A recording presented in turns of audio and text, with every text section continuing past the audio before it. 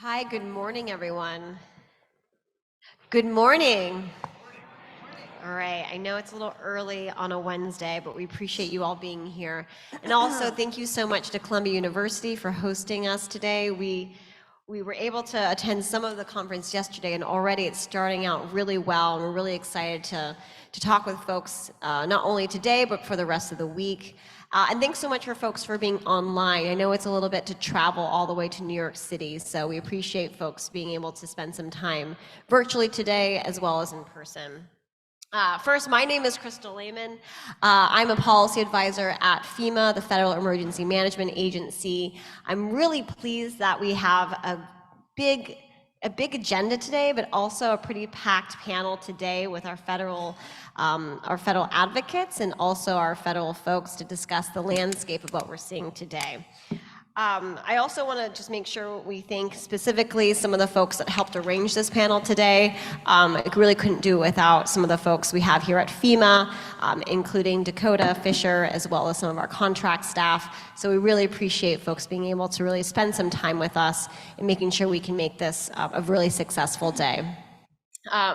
So today, what are we talking about today? As the first panel today, we can really set the stage. And what we're excited about is talking about the federal landscape. Even yesterday, we were hearing from a lot of the folks that actually work on this day in and day out, either being on the ground or discussing this academically, kind of what the federal space looks like and what the federal space probably should look like. I know we've been hearing a lot of that today and yesterday as well. So here today, we're bringing Washington, D.C. to you. We are saving you a trip all the way down to the nation's capital and being able to ask some of the questions that you've been wanting to ask, but also get some of the information that you may be interested in to do your work better, but also to allow us to do our work better as well. So with that, I'll go ahead and introduce the panel, but of course I want them to be introducing themselves as I speak today.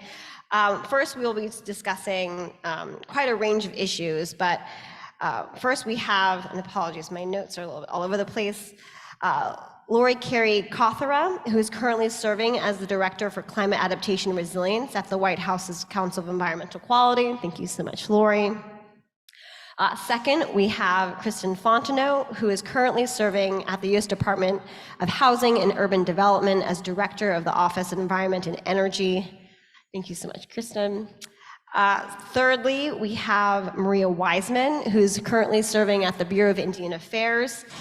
Maria has been there for a while, and I've been really lucky enough to know her pretty well. But she's the Senior Policy Advisor to the Assistant Secretary of Indian Affairs for Climate and Environment at the U.S. Department of Interior. And last but not least, we have Victoria Salinas, who leads resilience at the Federal Emergency Management Agency as a senior official performing the duties of Deputy Administrator for Resilience. So let's just give them a quick round of applause. I know we're starting the day off. It's really exciting to be here, but we have 3 different agencies ready to talk about this topic with us. So with that, I'll go ahead and start with Lori.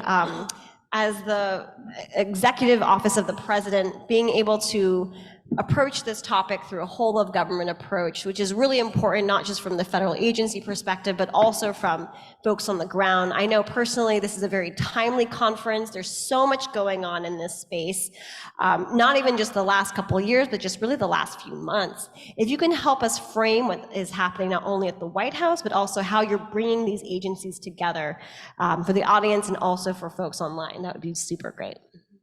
Thank you, Crystal, and good morning, everyone. It's great to be part of such an esteemed panel and talking about this topic. I think for those of you that have been in this field for a while, there's been a debate on how to frame what this is. Should it be called managed retreat? Is it relocation? There's a lot of framing that is still, I think, to be determined in this community.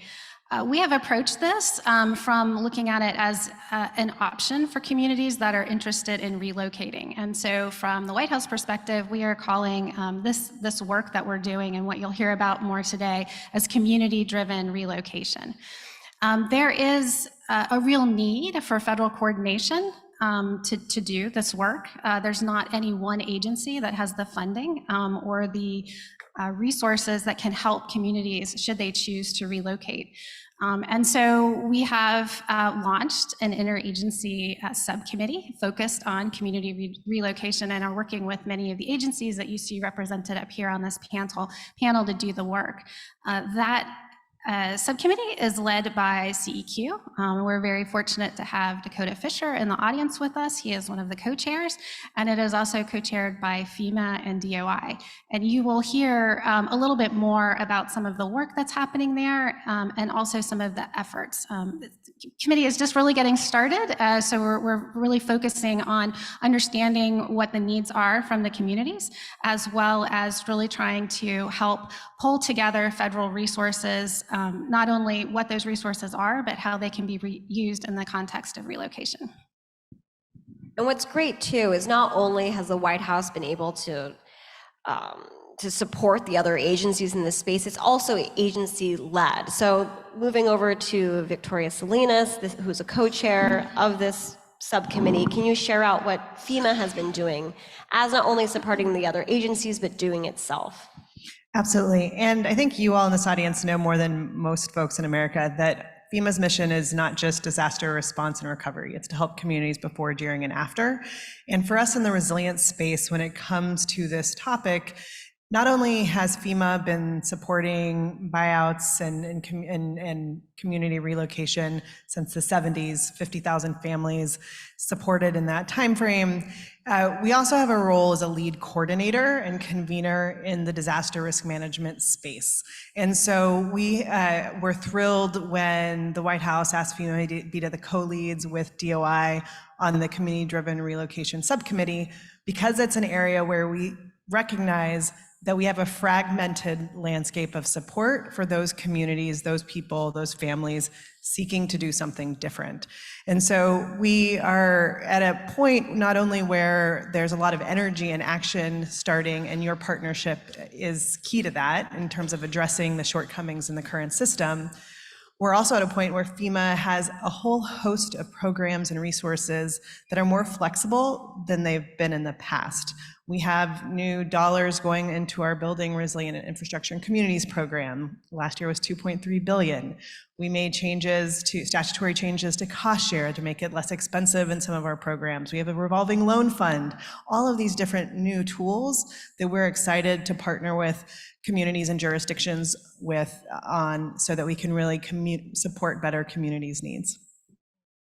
And fragmented is a really appropriate way of putting it, since I know a lot of folks on the ground really experience that. One important piece of it is also the Bureau of Indian Affairs that is a co-lead of this subcommittee of the White House. Can you share out, Maria, some of what you're doing, how you're trying to bridge that gap, especially on the tribal side? Thanks, Crystal. Good morning, everybody, and happy solstice. So DOI has been really fortunate this year with the announcement of the Bipartisan Infrastructure Law and the Inflation Reduction Act. In 2022 at the Tribal Nations Summit, President Biden announced the Voluntary Community-Driven Relocation Program. And the program is designed to help 11 tribes move their core infrastructure and relocate their core infrastructure to lands that are less impacted by climate change. And the key to this is that it's community-driven and it's voluntary. In this case, the federal government's going to be transferring the money directly to the tribes, and the tribes are going to lead the planning effort and the implementation effort, and the federal government's going to provide the technical assistance and the funding. And so through the investments, DOI has approximately $115 million to contribute to this program. And with investments from FEMA, there's $17 million, and investments from the Denali Commission in Alaska, the initial investment is a historic $135 million towards this program. Now the 11 tribes, 3 tribes will receive $25 million each, and they basically have shovel-ready plans. They've already been through the planning process. They have shovel-ready plans, and they use this money over 5 years to implement those plans. The 8 other tribes will receive $5 million over 2 years to develop their plans to become shovel-ready. Now, we're really only at the beginning of this process. It takes quite a bit to develop this framework, to coordinate the different agencies, to break down the federal silos in order to do this work. And we know that there's a lot of need in Indian country for this work, and we know that not every tribe is going to receive funding from this particular program. And even those tribes that do receive funding, it's not going to be enough to complete a full relocation. This funding is only designed to relocate core infrastructure. But BIA does have other programs, the annual awards program, which we've been doing since 2011, I believe. And last year we contributed $45 million to over 100 organizations and tribes to complete some of this work. So the work is ongoing. This has been a big boost for BIA, and we hope to continue the work. Thank you. And just to pull that thread a little bit, can you paint a picture of where these selected tribes are located? Sure, the 3 tribes that are going to receive the $25 million each, it's a Quinault Indian Nation in Washington, it's a native village of Napakiak in Alaska, and Newtok Village, also in Alaska. And these tribes have been underway with their planning already, and so this money will help them continue their planning, continue their implementation. It's quite a big boost. And so we're really looking forward to working with the tribes and supporting them, providing technical assistance, and then helping other agencies bring their resources to bear on the problem. Thank you so much. So an important component of relocation is housing, is really moving people from their home to another location. So speaking about affordable housing, type of housing, et cetera, we have housing and urban development here. Kristen, can you tell us a little bit more about what you're doing in your office to really support this activity? Thanks, Crystal, and thanks again for joining us this morning. I know it's early, and I'm super excited to be here, and I'm excited to be the last to sort of get this opening question, because I think what we're seeing, and I'm sure we're going to dive into it a bit, is just what a potentially complex web this all becomes, right? As we start to think about the eligibility of resources in order to fully realize a major undertaking like relocation or retreat. So when we think about HUD's role, certainly we are part of the fabric of the federal government's arm to help assist a community in this space. HUD's mission fundamentally is to advance strong, sustainable, and inclusive communities, and we are consistently striving for housing for all. And in the here and now, I will tell you, as is no surprise as we sit here in New York City, that is a tremendously challenging mission. As we see rental prices as high as they are, and the challenge we're facing in terms of viability of housing. So when we start to think about these very issues, all of that really very much does come to bear. So HUD has a set of several programs that are programs in which retreat or relocation are eligible costs. What we've seen, and what I've certainly seen in the past, and I've been fortunate to spend the last year working at HUD, but 10 years prior to that working at FEMA, and seeing that interplay between, in particular, those two agencies, departments in some of these challenges, is that the funds for HUD are eligible, just as the funds for FEMA in their preparation of before, during, and after disasters can be eligible for this kind of activity. It is hard, though. What I have seen is communities and individuals are not all in agreement as to what their plan or their desires may be. The federal government has the ability to provide the funding, certain amounts of the funding, as well as technical assistance and guidance, and HUD has a tremendous amount of that available online through the HUD Exchange, including a community relocation plan, as well as implementing some of the administration's priorities that may, in fact, force some of these hard conversations when we think about continued development in the floodplain, continued housing in areas where there's been repetitive loss. But the conversations get really difficult when you start to zoom in then on individual communities. And I know we're going to get to some of that, but certainly want to raise that. HUD is very engaged, very interested in this. I know we have some members of the Office of Disaster Recovery in the room this week who have a tremendous amount of experience in how it is realized in that disaster recovery scenario, but certainly the housing is a critical piece of this, just as we were hearing about infrastructure and what pieces and parts each individual agency and department may be able to fund in this fabric that we have to try and weave together between different programs. Yeah, and I think that's an important discussion we'll have as well as, you know, the community, the individual, there's different layers to it. So housing is such an important component of that. And that's why this whole of government approach is essential to do this well. And Lori, really from the White House perspective, being able to see that and coordinate with the agencies. I mean, I remember when President Biden actually announced the announcement that Maria is mentioning about the tribes and being able to support the tribes with funds as well as with resources.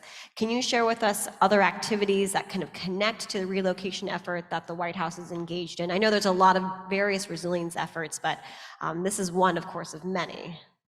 Yeah, absolutely, Crystal. So I think maybe kind of just taking a step back, climate has been a huge priority for the Biden administration since day one. There have been a number of executive orders issued to really jumpstart action to address the climate crisis.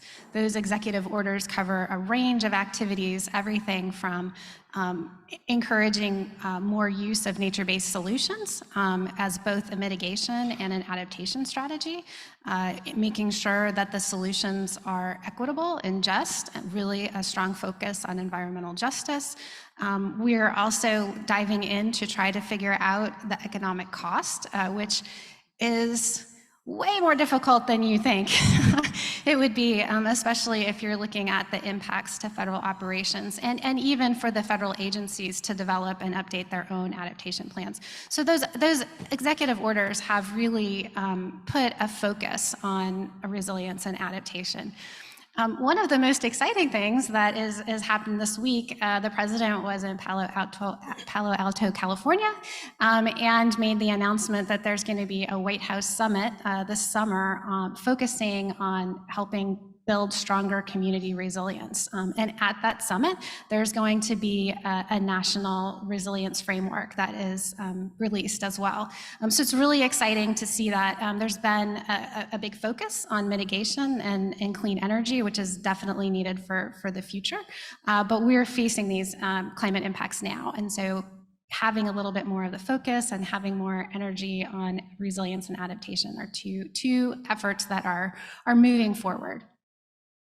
Yes, and I will just say, this is very big news.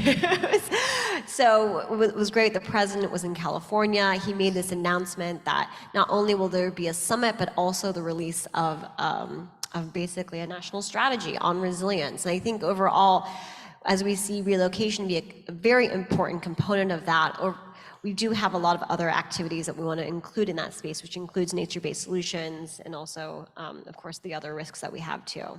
Yeah, and one more thing that I would say about that as well too is that, you know, I don't want you to think that this is all happening in isolation. There's a lot of listening sessions that are happening right now and a lot of community outreach, in particular for a lot of the community-driven relocation work. There's been a series of listening sessions to really hear from the people on the ground that are working with the communities, really trying to understand what the needs are. And that too will come into play as the resiliency strategy is developed and finalized as well too. So this isn't happening in a vacuum.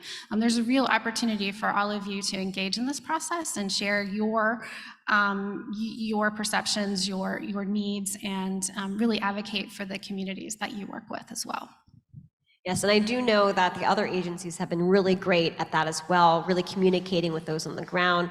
Maria, I know you have been actually visiting the tribes that are going to be receiving these funds. Can you share a little bit about what you've been hearing and also you know, how you've been interacting with the other agencies in that space too?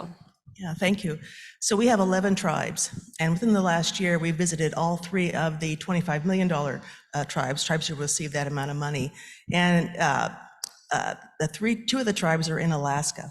And as might be expected, there are quite a few challenges with working in Alaska.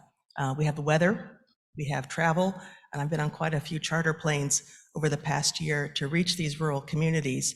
Communications is a significant issue, and language is an issue. We had a translator come with us to New Talk because a number of the council members spoke primarily in Yupik. So there are a lot of challenges to meeting with these tribes in person. But what we're finding is that in-person meetings are critical because of those barriers. In the ability for tribes who may lack capacity to meet one-on-one in Washington or have communications through internet with Washington or other offices in the country. Those kind of meetings are really critical. So we're investing a lot of time in in-person meetings, doing that's critical to do that, and trying to work with the tribes to develop plans that meet their needs. These are not government projects, these are tribal projects. And so a lot of that depends on the council's ability to formulate plans and communicate them in a way that we can translate that into, I would say, government speak, right? So we're spending a lot of time doing that. And one thing that we have learned at BIA is that this requires a lot of staff. We have staff who can do some of this work, but we've had to hire a number of full-time staff to work on the primary contacts with the tribes. We've hired 8 regional coordinators to work one-on-one with the tribes and serve as the primary contacts. And we've also provided funding to the tribes to hire their own tribal coordinators. They may not have the capacity to fund such a position. We need contracting people. We need people who can work with the other federal agencies. That in itself is a big job. I've been doing some of that, and there are several other people in the department who've been doing that. And the White House Council on Native American Affairs is going to be hiring a full-time person to work on some of those agency contacts at a different level. So there's a lot that goes into it, and we've learned all this from interacting with the tribes. And these are things that we already knew, but it's just kind of on a bigger scale now. Yeah, and did you want to go ahead and add? Yeah, I wanted to jump in and just share a little bit more too about what, so there's the work that's happening directly with communities through the bill-funded programs and IRA-funded programs that Maria was speaking to. There's 2 big work products, so to speak, for the Community-Driven Subcommittee that we're on. And one of those is using each of these opportunities, these demonstration projects. USDA also got dollars to help communities with relocation. FEMA right now in Kentucky, we're helping communities who've been dealing with flooding.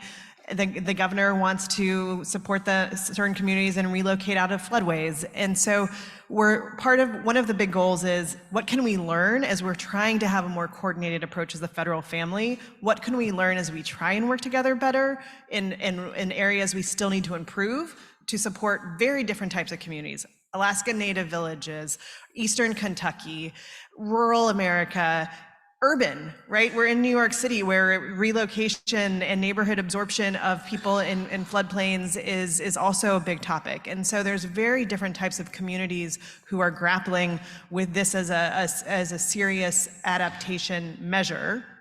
So that's one bucket. And the other is, as we mentioned a little bit, is a federal assistance framework. We know that there are a lot of gaps in this patchwork quilt.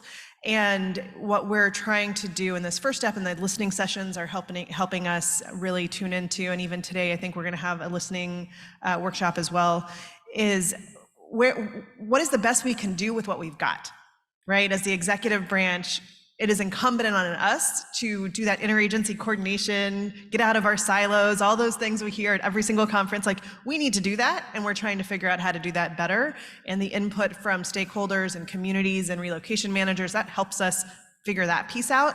But there will still be gaps. And so part of what we're driving to towards the end of the year with this framework is also, this assistance framework is, where can we not get with the status quo, even if the status quo is working at in its optimal state? What are those gaps that do need statutory reform? HMGP, and we use so much for buyouts, has that issue that because it's voluntary, it doesn't include relocation assistance, like if it was eminent domain. Like, there and so you have to find creative ways to provide people that psychosocial support, the financial support to do have the assistance they need. And so that's where we're really, the second big focus area that we're driving towards with this work is, what's the best we can do with what you've got? Trying to work together, getting out of our way as humans and actually working collaboratively with all the resources. And then where do we need help from the Hill to actually make progress where we can't otherwise make progress? That's great. Let's swim in that swim lane a little bit more. Yeah, go ahead. I just wanted to say, everything that I'm hearing really resonates with me. And one of the things I was thinking about in preparation for this is making sure, as we work through that process and we learn, as we see how some of these properties, the native properties as well as properties such as in Kentucky, are playing themselves out, how we make sure we are honest with ourselves and our partners about what each program actually provides. So buyout programs are about the land transaction, right? The HUD ability to buy out property, the FEMA ability to buy out property. It is not addressing some of the human economic costs associated with what happens to the individual. And so we shouldn't expect it to. We need to figure out where and how to best create that quilt and understand where those gaps are so that we can actually help the individuals. And so I think one thing, and when I talk to folks, that I constantly reflect on is we are asking at times of programs, aspects of the program that the program was not created to actually address. And so I just offer that as I'm listening to some of this discussion. These are all great. This is great. This is why we have them here. Let's go ahead and just dive. I'm using a lot of pool metaphors today. Let's go ahead and dive into that a little bit more, because we do recognize there's a lot of challenges already within the current environment that we face. And already we have these agencies going into communities, trying to support relocation. What have you been able to observe as certain items that we can hopefully do currently? Or does there really need to be action that needs to be either legislatively or a really change in structure? And I'll go ahead and start with you, Kristen, just in terms of like some of the HUD activity. Love it. Okay. Some of the things that come to mind for me, big picture and then some specifics. I see a real challenge in trust of the federal government and the federal government's programs and what the federal government has to offer. And I think one of the things I think we need to continue to double down on, and we heard a little bit about this during some of Lori's thoughts, are really integrating into communities that are having these conversations and ensuring that there is not the appearance of the heavy-handed federal government telling you what you can and can't do. It really does need to be community-led, which can be quite challenging because one community does not have one opinion about what the future holds. And so community leaders, trusted community leaders who are part of the community to be a part of the conversation and represent what is possible, I think is really critical and important.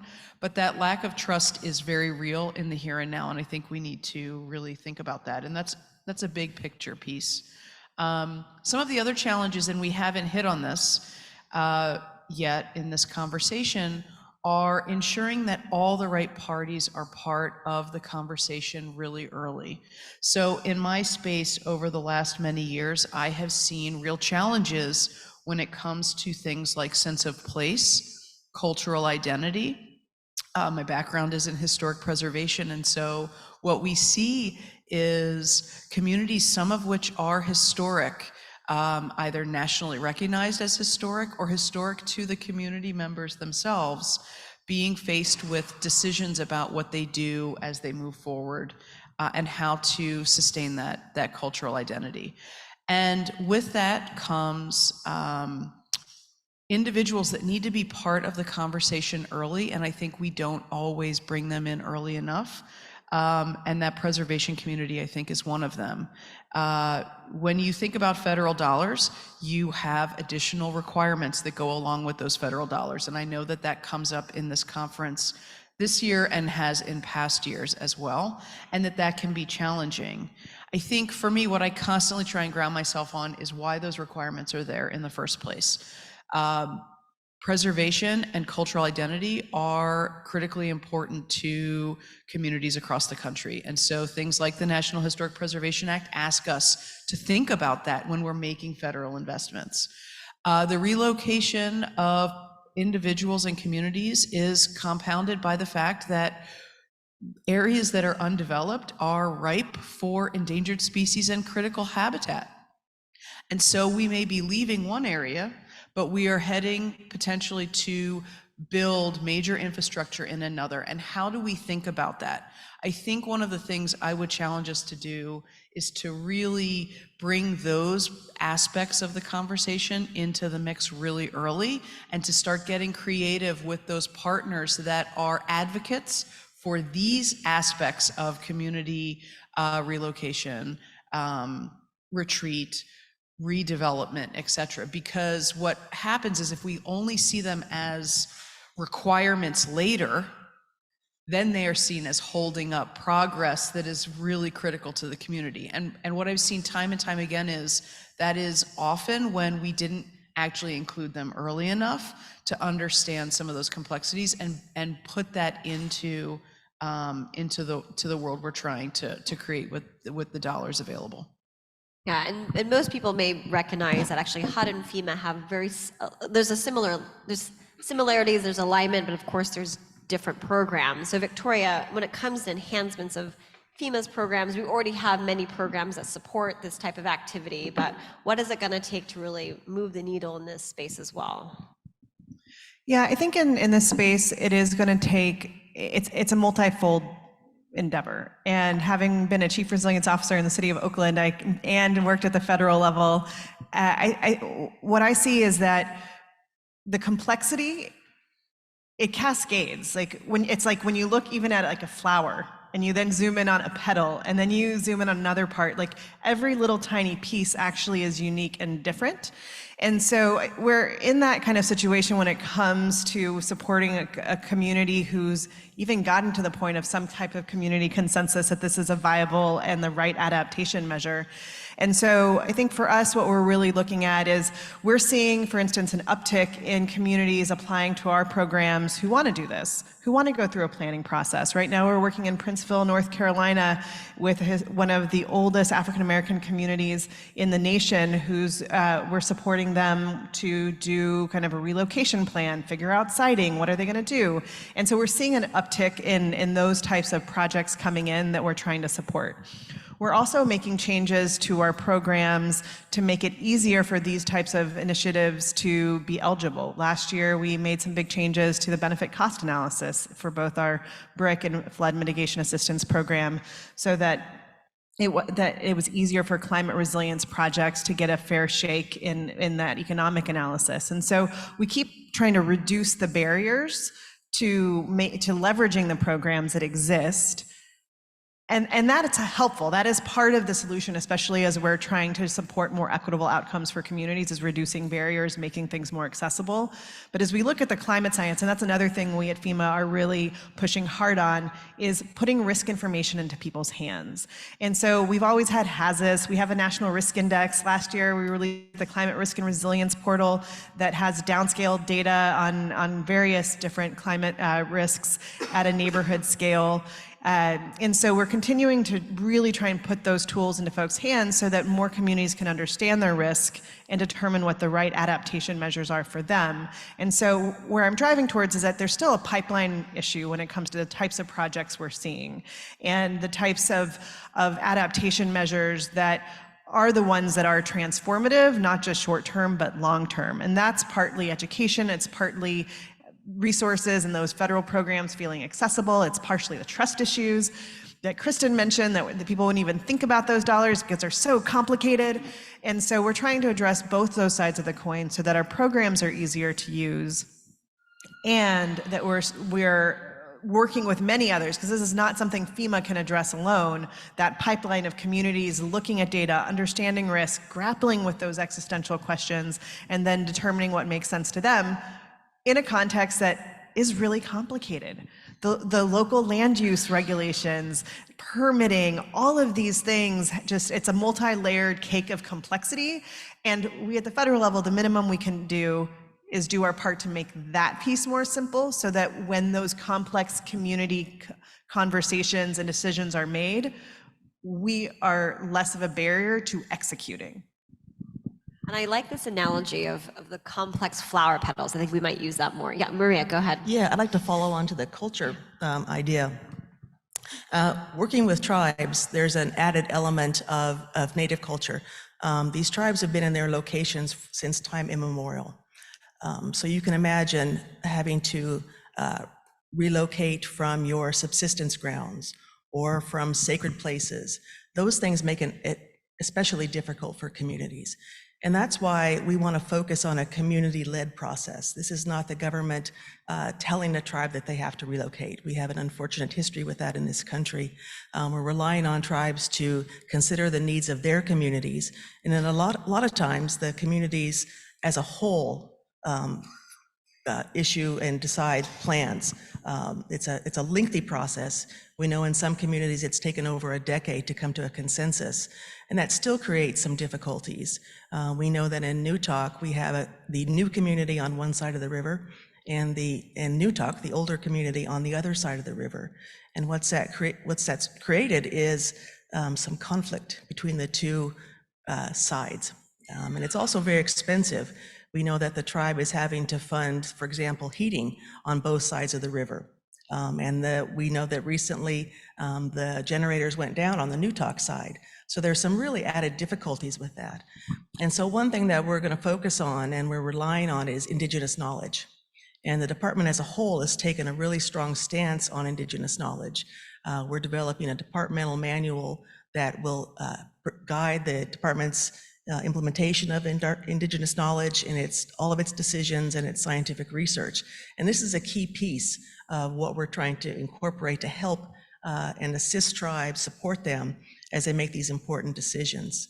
So, can you share, and I think we're all very excited about not only Department of Interior, but other agencies really taking into consideration Indigenous knowledge. Can you share a little bit more about what, especially this is not the first time, but a more dedicated time that we're going to be relocating communities, specifically tribes, just what some of those lessons learned as you're developing them and developing your guide as well? Yeah, so it's been, the consideration of Indigenous knowledge is not a new thing in the federal government. At the Tribal Nations Summit in November, President Biden also announced federal guidance that was issued to guide all the agencies in their inclusion of Indigenous knowledge in their work. And so the department DOI is creating add-on or step-down guidance. And then we're also creating a handbook. But there are a lot of agencies that have done this, and we have a lot of case studies. NOAA's been particularly good at it. EPA has been good at it. So this new guidance is bringing folks together on the same page. We're elevating Indigenous knowledge, making it a priority, and DOI with their codification of this in its departmental manual is taking an additional step that we believe other agencies should also take. Yeah, and really the theme we've been seeing is that communities really do know what they need, and being able to share that out in a way that's much more comprehensive will be really important too. So just shifting gears really quickly with the White House's work in this space. I mean, we've been talking with the agencies about what they're doing. What kind of perspectives can you provide, Lori, just in regards to what you've observed with the agencies? Because it's not just these three agencies, it's many other agencies as part of this subcommittee, and some of the various enhancements that could be made currently or that potentially should be made as we're developing more comprehensive information about what we can do. Yeah, thanks, Crystal. I think, as you're hearing from the panel today, that this is a complicated process. There's a lot of decisions that communities have to make to be able to even get to a place where they feel that they want to take the steps to relocate. Once that decision is made, it's really complicated to navigate all of these funding sources. And we're hearing pretty loudly in the listening sessions that the communities just don't have the capacity to really dig in and understand how to do this. And so I think there's a real transformational opportunity here to rethink if we are able to put a new program in place, what that will look like and what the burden is on the communities that are trying to access these funds. You know, in the long term, as difficult as relocation can be, it can really be a very viable adaptation strategy to protect lives and save damage to infrastructure. So it's a real issue that I think this country is going to have to grapple with over the next couple of decades as we continue to see the impacts of climate change. And really, I think now is a great opportunity to really think about what the interplay between the federal agencies, the state agencies, the local agencies, the communities within the tribes, how all of those work together and how we can make a program that isn't prohibitive for people to participate in, but really kind of helps meet the unique diversity of where each one of these different communities is as they begin to go through this process. And following up on that, it's not just, you know, the federal space, right? It's these various levels of government and also academia, nonprofit, philanthropy. What have you been seeing as kind of that intersection as well? I think people are still trying to get coordinated. They're trying to figure out where to plug in and how this can play out. I do think that if we are successful in developing at least a federal framework of what this looks like, it's going to be a lot easier for the NGOs and the foundations to help fill in the gaps and really step into the space where there is not currently support at the federal or state level. I just want to jump in here because one of the reasons I was so excited to join you all, and I love the community that this conference brings together, and I hear there's going to be a findings or proceedings report that I am eagerly awaiting because there's more sessions than one could possibly go to, is that while the federal government is trying to do that, we talked about our goals for the year, many of you have been hand in glove with jurisdictions and communities trying to do this work for decades. And even looking through some of the papers on the app and like looking at the sessions, there is so much wisdom and experience in this room, online, across the participants here. And I want to throw down a challenge for all of us. I was telling them before this, I asked ChatGPT as part, because of our work products this year, I was like, okay, so what should the federal framework be for community-driven relocation assistance? And it gave a pretty good answer. It threw out some ideas around how HUD, as the housing agency with sustainable communities as its mission, should possibly be the lead to make things simpler, with FEMA and DOI and USDA supporting. It kind of laid out the fact that we need to simplify planning, that we need to streamline permitting. And so at the very high level, AI gave me a pretty good answer. But it doesn't get into the nuances that we need to get into to really make a dent. And those nuances came up in every single paper that I read that before this thing, in the many sessions that you guys are in. And so that's where I think that partnership between the different sectors, academia, practitioners, different levels of government, over these next 6 months even, is so critical, so that by the end of this year, it's not just another document by the federal government just for the federal family, but we have made, and that's my challenge to all of us, is that in these next 6 months, we do move the needle in understanding how to thread the needle properly, and then what other thread we need from Congress to really make this quilt work to be support to the communities who are wanting to adapt in this way. ChatGPT. Okay, go ahead. Yeah, I just had a follow-up on that. We're beginning to recognize the utility and the usefulness of public-private partnerships, working with foundations who have funding available, who want to support this kind of work. And so the Assistant Secretary set up a new office, the Office of Strategic Partnerships within the Bureau of Indian Affairs, to coordinate some of this work. And we've already entered into several agreements, which you can see on the BIA.gov website. But there's a lot of opportunity in this area to assist and leverage private dollars to help support the tribes as they're doing this work. And I think overall, the agencies have been, and the Office of the President has been really conscious of that too. We really don't want to have just another document. I think you may be very tired of paper documents or even virtual documents, even if they're created by ChatGPT, which is pretty amazing. But yeah, let's talk about really on-the-ground activity. We know already that your agencies have been so ingrained in these types of works already. Now it's being kind of leveled up in a way.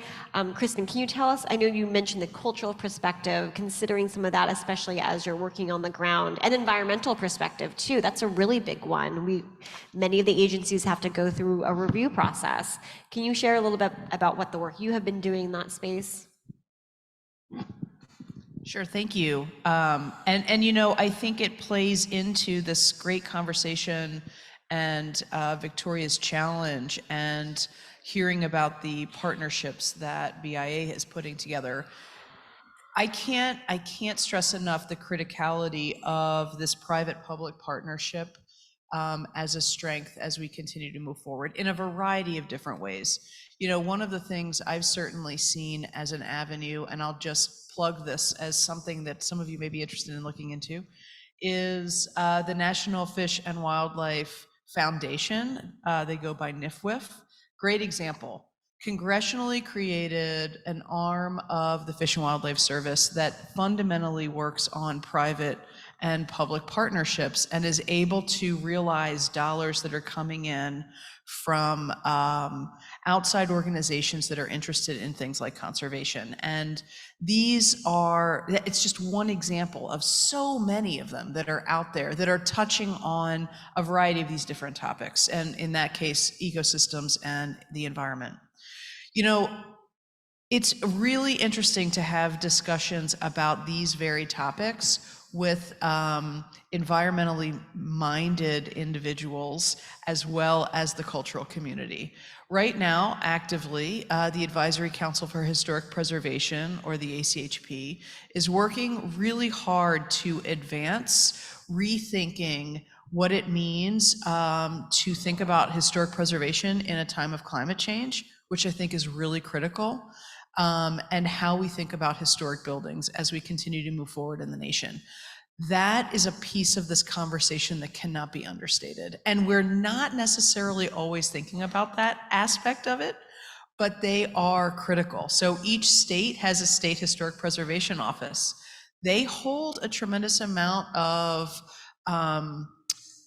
expertise about the cultural community in the state, but also are part of often federally funded projects because they help us ensure we're thinking about preservation and what it means for future generations. I think as we continue moving forward in this space, one of the things I've thought about in terms of a short-term goal is how to start having conversations with that community. That community has a variety of different opinions. Some of them are fairly old school. Some of them are really progressive, and it's based on some of the challenges that their states have faced. But how can we start having that kind of conversation when we think about archaeological resources that are slowly eroding away? We're seeing this in places like Puerto Rico as a result of the disasters that we've seen there. Significant cultural resources are eroding away. What do we do about that in terms of how we move forward in this space? Communities themselves are struggling if they are historic, and they are important for tourism, and they are important for identity in terms of making some of these choices. So I think we need to be sure we're bringing them into the fore, and I'm not sure I've seen that yet as active as I think we can when we think about moving forward. And the same goes with the endangered species and the conservation aspects. One of the things I think is really exciting is that we're seeing at the county level, places like Harris County in Texas are actively working to look at things like wetlands banking. So 910 acres have been purchased in Harris County to allow to offset, because they will be kept in perpetuity as open space, offset development elsewhere. These are some of the things I think we need to start thinking about when we think about major infrastructure and the shifting of location and the impacts to those ecosystems where the new community may reside. So I just offer those ideas. And I think you brought up a really good point about the culture piece, especially when you then relocate, like either rebuilding or moving that culture. I mean, it's a pretty complex topic. And Maria, have you been able to observe some of those conversations in your discussions with tribes? Yeah, I mean, it's, as I said, you know, they've been there since time immemorial, a lot of these tribes. And in one instance, we have to move, or the tribe has to move, and we'd like to support them moving at a cemetery. So that's another thing with a lot of cultural significance, and loss of cultural resources, loss of subsistence resources. Culture is a critical piece that you have to address, and rely on the tribes to tell us what's best and how to address that. Absolutely. And even with FEMA considering Princeville too, I mean, like there's a lot of history in that area. Can you share a little bit about what we've been observing and in supporting that community? Yeah, absolutely. It's certainly been a process, and it's one that also has required a lot of partnership. So like the University of North Carolina was really helpful to Princeville. Do we have anyone from North Carolina, University of North Carolina in the room? There we go. I think I saw a hand in the back of the room. But those partnerships have been really helpful, and we see that as a theme, that particularly in our underserved, disadvantaged communities in this nation, they need partners to get the process going. And so the university was really helpful in applying for the FEMA support, and we're seeing a community process, we're seeing a lot of engagement, we're seeing that effort around planning and siting, and it's part of a broader theme. I mentioned how we've been scaling up our Building Resilient Infrastructure and Communities program, and as part of that, we've been doubling year over year direct technical assistance under BRIC. And so already we have now 74 communities that will be working with more directly on climate and adaptation planning, mitigation planning, the assessments, all those things that underpin that deeper understanding of risk. And even this last year, I was really excited that we are supporting 20 tribal communities and another 27 other communities, most of which are underserved. And so that kind of more direct approach, more place-based approach to providing technical assistance and support and engaging in that longer term relationship that supports a community in achieving what it wants for itself is definitely part of what we're seeing unfold more, and it's a different tenor to the relationship that we're having at FEMA that we're really excited about. I just want to jump in there. I think the piece that's really important as well is a recognition of flexibility as we keep moving forward with a community in mind. So Princeville is a great example of a community that has taken many years to think about and evaluate what does it want to do. And part of that included working with the Corps of Engineers on a potential levy and staying put, and then recognizing after years of that levy analysis that staying put was not possible because the levee was in worse condition than they thought that it was. And so I think we also need to recognize that this is really a world of exploration as the community keeps moving forward, evaluating what are the avenues it wants to take, what is the location of that relocation if it's going to happen. Do we want to stay? The Corps of Engineers tells us they may be able to help with our levee. There's a lot going on that I just want to offer, and I think those partnerships become really, really pivotal in helping make that happen. Yeah, and one other thing that you spurred for me that is exciting is, and it gets to knowledge sharing and the importance of convenings like this one, is there are good news stories happening in this space that have elements of maybe we want to call it a best practice, but bright spots. And I was in Puerto Rico last year visiting Caño Martín Peña, which is like an area that is trying to, some neighborhoods, like 8 different neighborhoods along a watershed that are trying to relocate. in a community group has been key to making that happen. And I got to hear about how, like, FEMA's not funding this part of it, but they have psychosocial support for all the residents. They like purposely finding, you're moving, you're leaving this home here along the waterway. We're going to help you find your other home, make sure you're okay, make sure that 6 months, a year after, you're okay, and like both financially, mental health, et cetera. So it was really integrated, right? But that was also, to your point, a community organization working with the affected community neighborhood groups for decades. It wasn't a fly-by-night decision. And so I think that's also what we're part of now, is as the impacts of climate change become a more regular disruption in people's lives, we'll see an uptick in people exploring relocation as an adaptation measure. And therefore, we have to get this piece right so that we're not the stumbling block. No, absolutely. And this is, longer term, right? We're not seeing this happen in an instant. Turning it over to Lori, I mean, thinking of maybe some of the short-term items we can really accomplish, even in this administration, what are some items that you can share that would help dictate some of the successes that we can see moving forward? Well, I think first of all, the tribal relocation projects offer a real learning opportunity for lots of different reasons. And so I think in the short term, making sure that we are following that very closely, that we are learning from that process, and that we're documenting that learning and making that accessible for others. So I think that would be a great first step. There's a lot, as that project was kicking off, I remember a lot of conversations about maybe there are new roles for federal staff to help support that. Maybe there need to be grant coordinators that the communities can work with.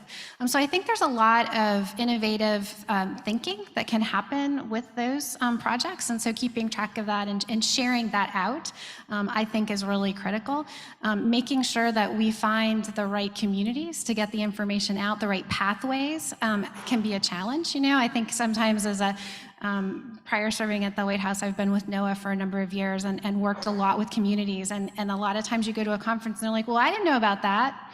Well, I didn't know that data was there. I didn't know that tool was there. And so I think that's another challenge that we have that this administration can, and all of the federal agencies can do a real effort with trying to figure out the most effective outreach strategies to make sure that not only the information is getting out there, but it's in a usable format for communities. Yeah, and to that point, I mean, Maria, these demonstration projects are going to be taking years. So what are some short-term activities?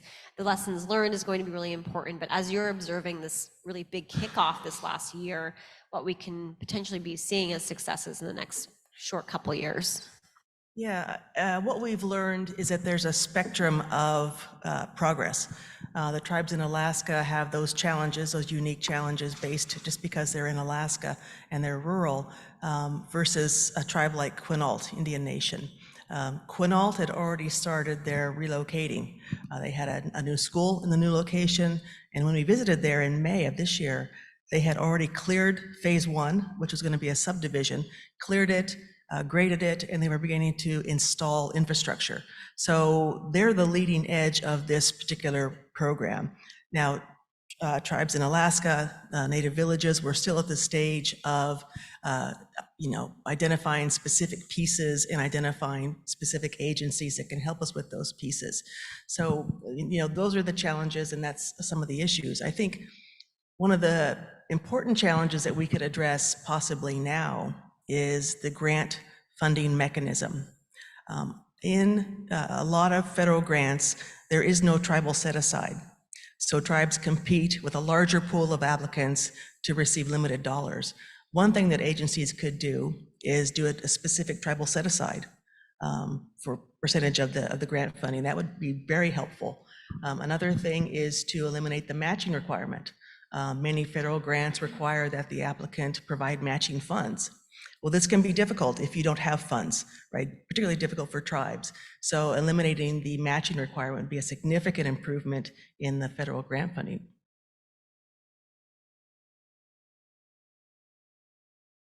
Locations on relocating, what are you seeing the next couple years short term that might be kind of short successes? In addition to the challenge I already gave all of us for the next 6 months, I think that's the big one, is getting this piece, the governance piece, sorted. And that's, I think it's doable, right? We can do that. And then comes the part of really expanding the number of locations that are high risk to different types of natural hazards. We're talking flooding a lot today, but drought and extreme heat are also, and other slow onset disasters are also causing people to rethink where they're living. And so it's gonna just be, I think, if we can get the governance piece right, we can take everything that everyone's already learned and all the issues and challenges we know and make that a system, make the system work better than whether it's communities experiencing prolonged drought and just not having tired of the electricity not working, tired of water issues, or tired of repetitive flooding, we can be there to support. So I think in the medium term, we can actually get there because we have right now a really nice alignment between political priorities that focus, like this administration's focus on climate resilience is a huge window of opportunity. The funding that's come through the bipartisan infrastructure law and the Inflation Reduction Act and all the other many sources of and laws, like huge financial opportunity. So we've got the political will, a lot of the financial opportunities that we don't always have. And so that governance piece is that next element that we really can tackle. And so I think 3 years from now, I'm optimistic that we will have done that together and done everything we can. And I'll agree with that. The pairing is really complementary. We have a lot of willingness, leadership, this leadership body as well as higher leadership body, but then also resources and funding to support as well. So Kristen, in terms of HUD's ambition in this space, what's great is that HUD actually put out guidance for relocation recently. So already thinking through what we can do more of.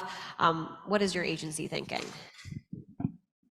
So a couple of things. Back in 2016, we put out requirements for considering resilience in community plans. And so I think that's an important piece here. This is not all new, I think is just an important reminder. Though you're right, with our significant amount of guidance, which we really do take seriously from the HUD perspective and our role in working with our communities, we do have a community relocation guide.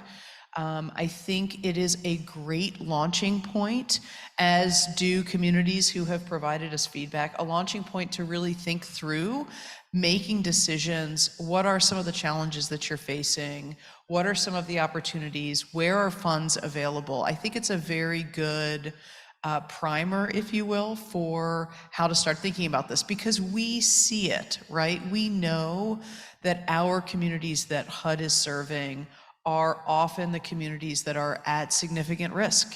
They are sitting in places of repetitive loss, and so having this information for the communities to really own where they want to go and the conversations that they're having is really critically important. You know, one of the things, having come to HUD with experience across other federal agencies and departments that's unique, is that many of the programs that are utilized as an eligible cost for some of the costs associated with relocation are programs where the grantees and the local jurisdictions assume federal authority to navigate this process.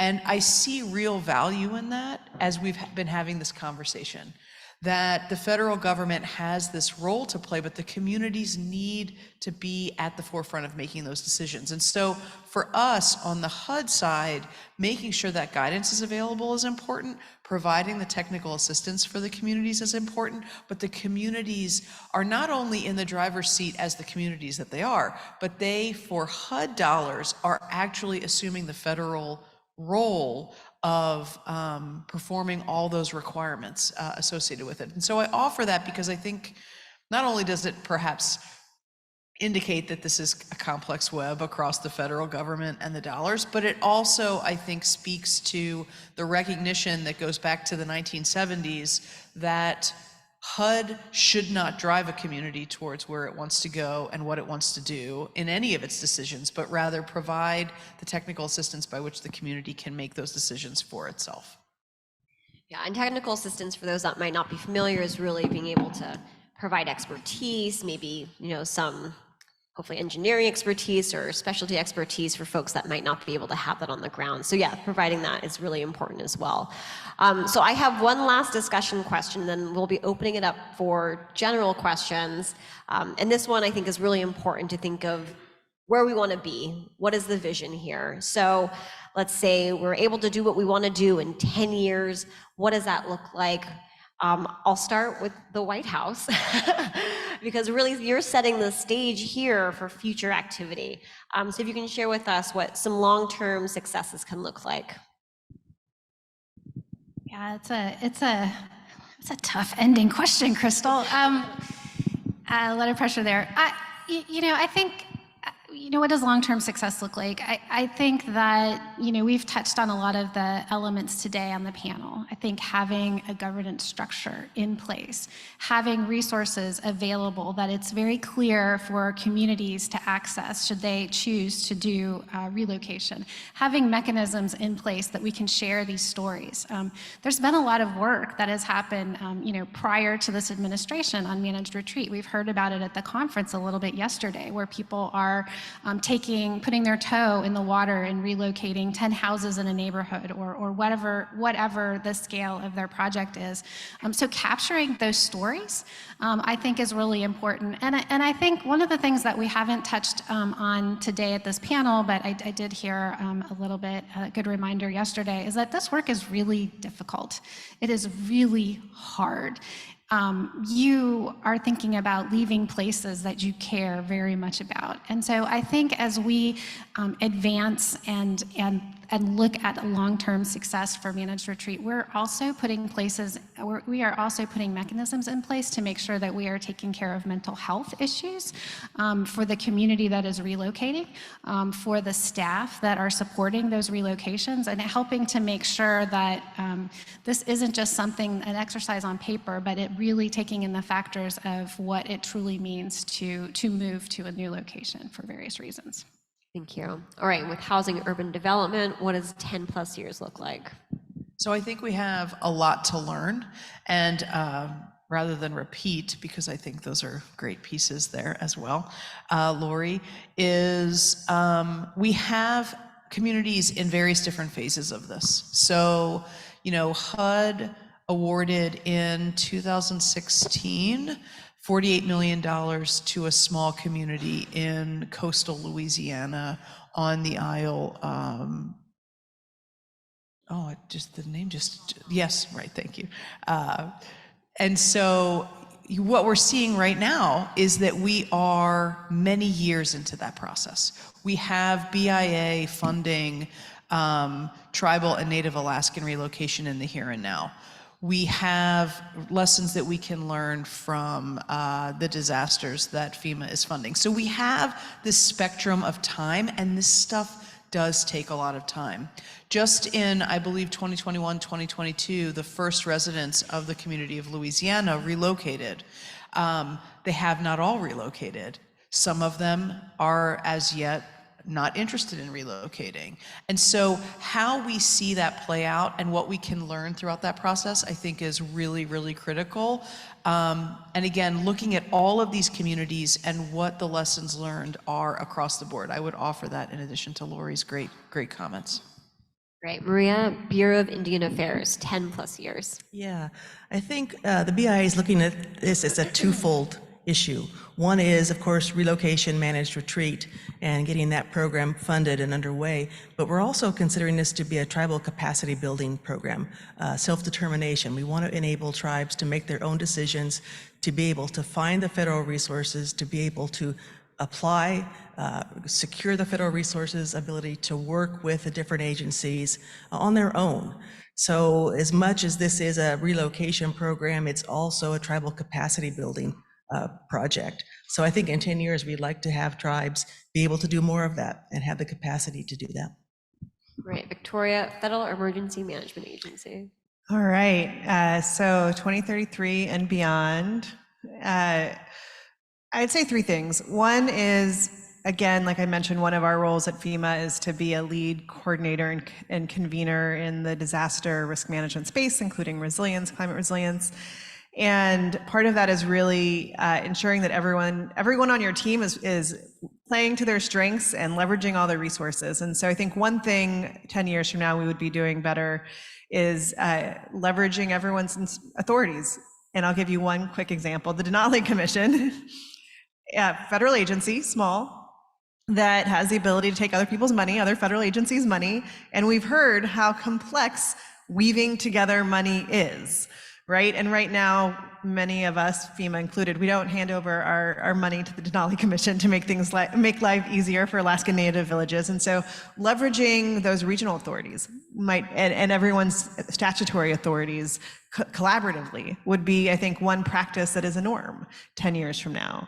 Another would be that we are really honing in on more coordinated place-based support around community resilience. And in December, Biden signed into law the Community Disaster Resilience Zone Act, which in August means that FEMA will be announcing its first tranche of these CEDARS communities that are, according to that we're looking at the data, and it's high risk to natural hazards and high social and economic vulnerability. So you can imagine that many of these communities may need to consider managed retreat, community-driven relocation as an adaptation measure. So 10 years from now, I imagine that those CEDARS communities where there'll be a better cost share for BRIC, where different federal agencies will be called on to partner with FEMA and with the public sector and the private sector and philanthropy, that we will have started to help those communities accelerate their community resilience through partnership.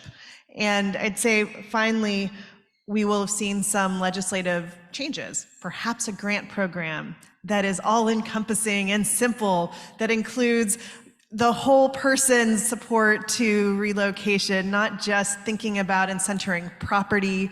As I think Kristen rightly mentioned, so many of our federal programs center property, not people. And so perhaps a community-driven relocation managed retreat grant program that just truly centers people and community 10 years from now. All right. I'll just, Led by HUD, because that's what ChatGPT said. I'll just say, I asked ChatGPT to write some legislation to fund an office, so. Well, the future is here.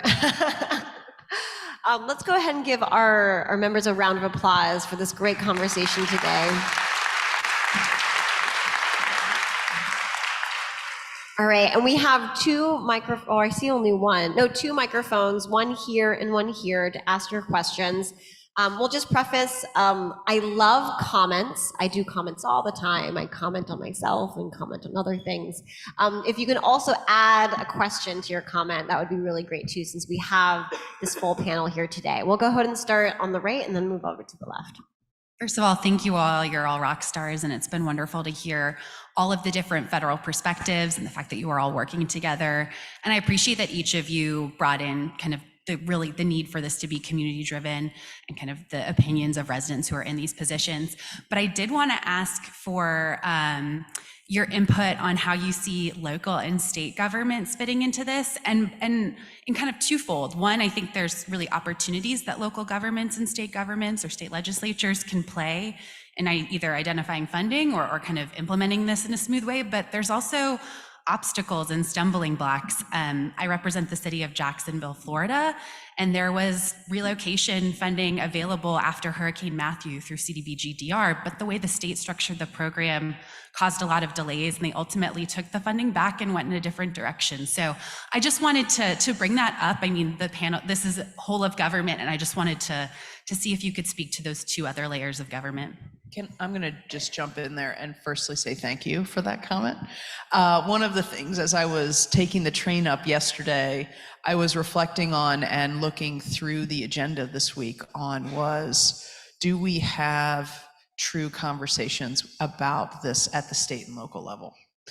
And I will tell you, I have seen these complexities play themselves out in various different places. I have spent a lot of time in southern Louisiana over the last 15 years, and I've certainly seen these kinds of challenges. I've seen it play out as well in Princeville, where the state was able to select the location some time ago, many years ago, for a potential relocation, and the community had a significant issue with this site selection that the state chose. And so I will tell you, I don't have solutions. I recognize very much that there are these pieces at play that I think we absolutely have to recognize and respect and utilize those authorities in the conversations. You know, when you start to think about relocation, and again, I'll talk about Louisiana because I've spent so much time there.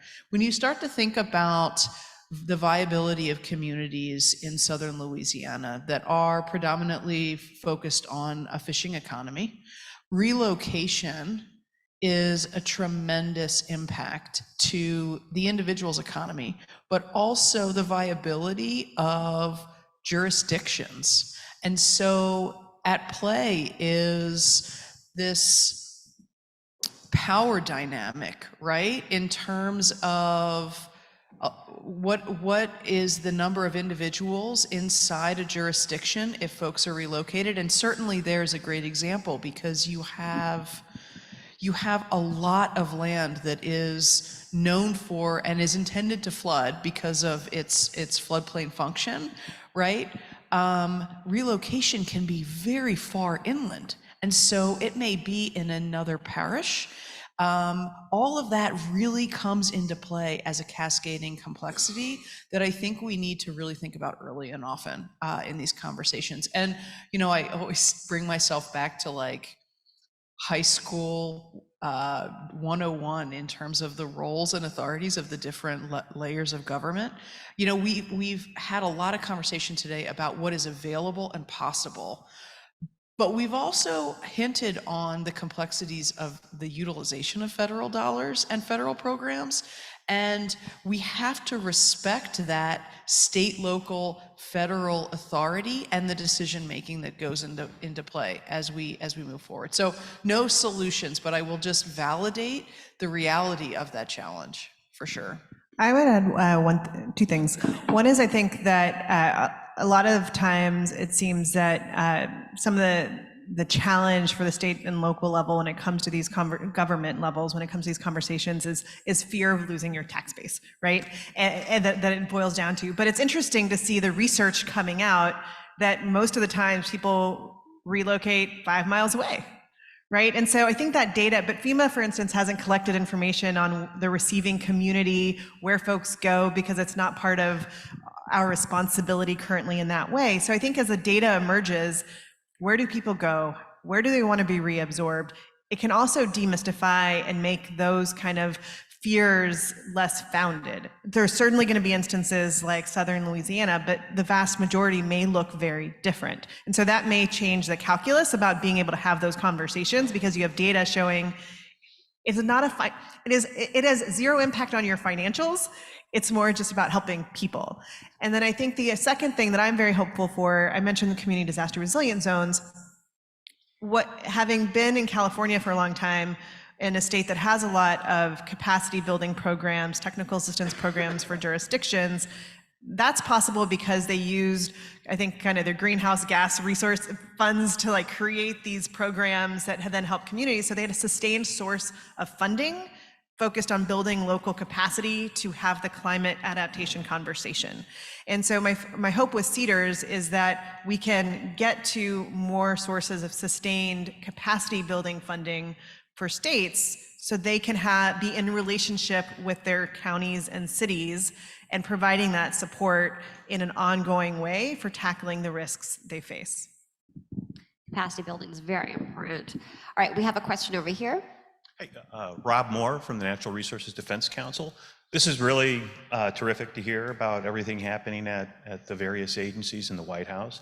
I wonder if you could say a little bit about what the federal government's doing to help deter future development in areas that we know we're going to have to provide this type of assistance to in the future, whether that's the administration's building codes initiative, the need to update FEMA's long overdue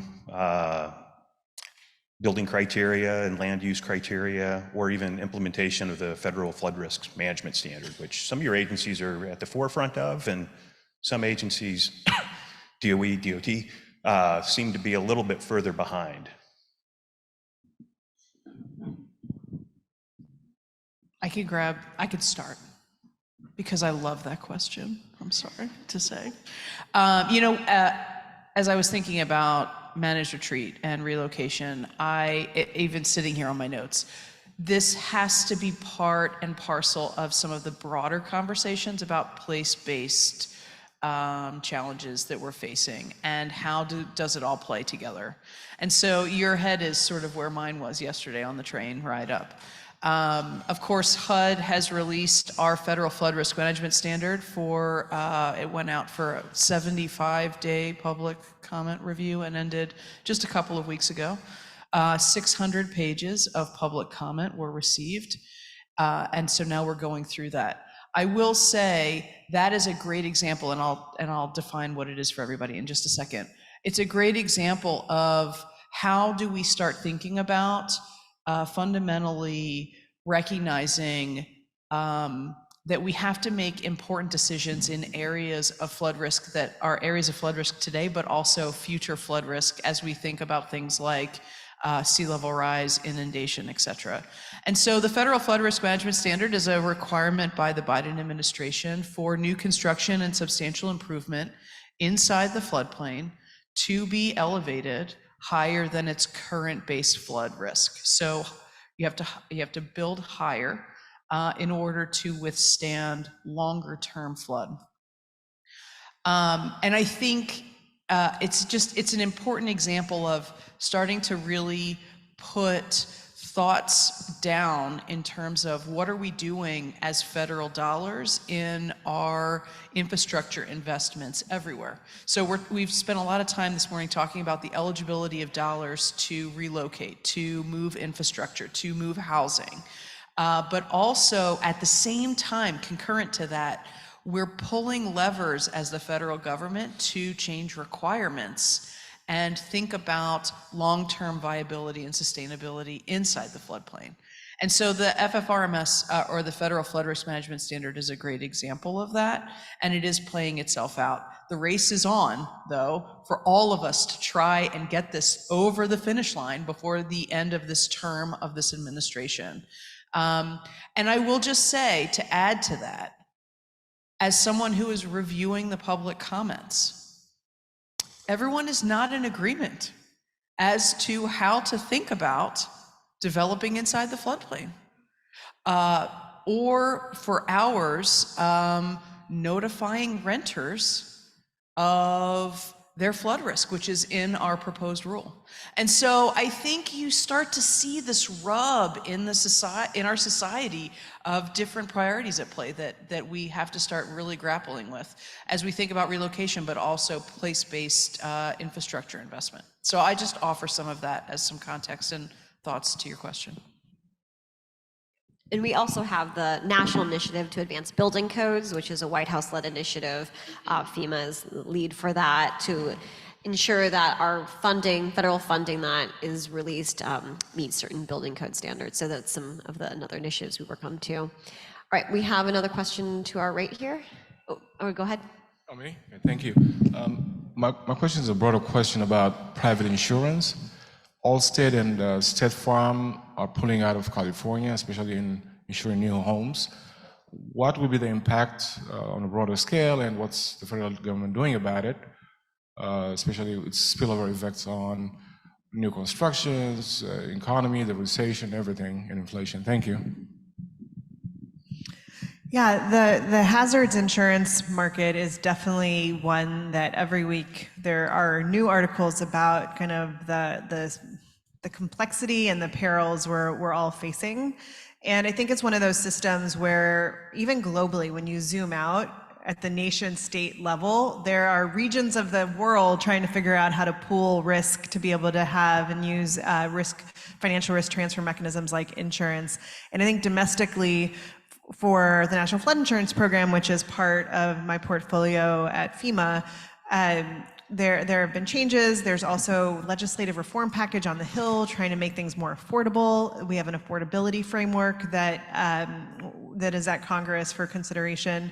And so there's efforts to tackle things on that side. But at the end of the day, our state kind of led model has its limitations. And so I do think it's one of those systems, much like other major systems in this country, that need a radical reimagination in the decades to come, because we're just going to be seeing more and more of the current challenge of people not being able to get the insurance they need, or people trying to buy a home, their first home, they saved up for it and realizing they can't afford homeowners insurance, and that problem is just going to grow. I haven't got the Oscar music yet, so I'm going to try to do one more question. Go ahead. Hi, Kate Boycourt, Environmental Defense Fund, and you mentioned renter disclosure. Thanks to Rob's team and others, we now have that in New York State, so that's pretty cool. One question is sort of how the Army Corps, our other major flood agency, is coordinating with you on this issue. I think that's sort of an issue that we've found from an advocacy perspective on the outside, that the structure of how these projects are created, the barriers to sort of working with locally based, maybe state-run buyout programs that already exist, and even the definition of non-structural and how tidal flooding and sort of long-term permanent inundation is or is not considered in Army Corps projects has been a major challenge. So I'm wondering from the interagency perspective, how you're thinking about that, how you're trying to tie these different programs together and make sure that thinking is across all agencies. Thank you. Thank you for that. You know, I have been incredibly interested in in the very issues that you have just raised, and I think that they are real and continue to persist. I will say that we are engaged with the Corps very closely on things like the Federal Flood Risk Management Standard and thinking about the future risk pieces associated with their work as well. You know, I brought up the example of Princeville, and I think it shows that there are times where some of this is fun. It appears from the outside to be contradictory programs that can be leveraged for a community. I think one of the things we have struggled with, all of us, is how to make some of the hard decisions, and some of it may end up needing to be legislative based in terms of what is the future state of some of these locations where you have these very issues, where you are relying on levees, you are relying on Corps of Engineer designed flood protections as we continue to move forward down this space. So the Corps is involved in the federal flood management leadership team, which is working together on the federal flood risk management standard. I have not yet seen where they are in their development of this future flood risk requirement. But they are aware of where we're headed, and so we are certainly all learning from one another as we continue to move forward. I validate the issue, and I don't have a great solution for where we are in the here and now. Most definitely, I think the Corps has a really tough job. They have been charged with a really tough set of requirements in this changing climactic space that we're now facing. And so I think that how that plays out will be really interesting over the next many years. Yeah, and a great question, and I agree with everything that Kristen said as well too. I think one space that we are seeing the Corps show up is really around implementing nature-based solutions. So I think that's a really great step forward.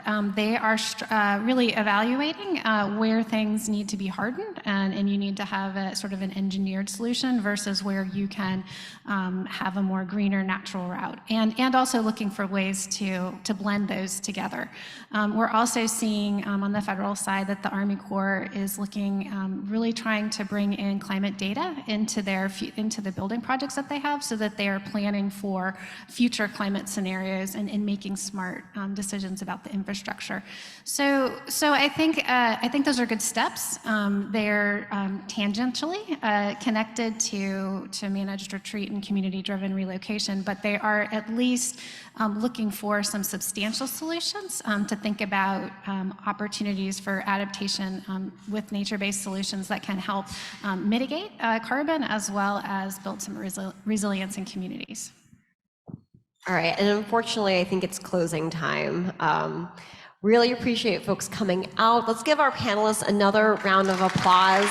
They will be here for folks to ask questions as well. We love getting questions from people, so please stay tuned, and thank you so much for listening today.